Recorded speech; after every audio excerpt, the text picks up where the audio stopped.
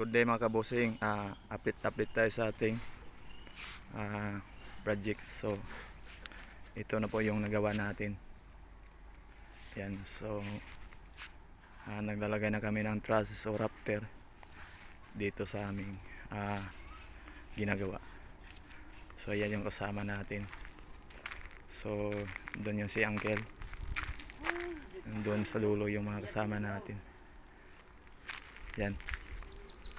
So good for 3 days pa lang ito mga kabusing. So dyan yung siyang kid. So nakapag-file na lang kami ng CHB. Yan.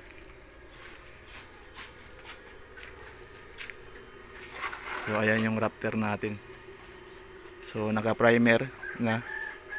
So ulitin natin ito pag finish na. So lahat ng nimindingan ay pipinturahan natin ulit ng primary epoxy. Yan, si Uncle.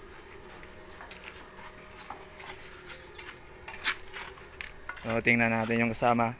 So napapilin dito sa may safety tank. Yan. So medyo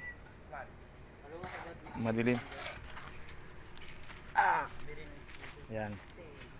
Medyo madilim ang paligid. Oh, yan. So may division ito sa gitna. So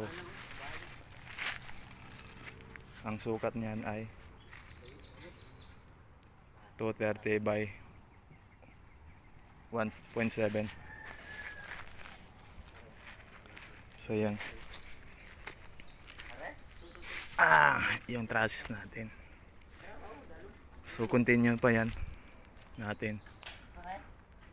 So yan walang update sa ating vlog. So don't forget follow, like and share para updated kayo lagi sa aking video. So thank you for watching.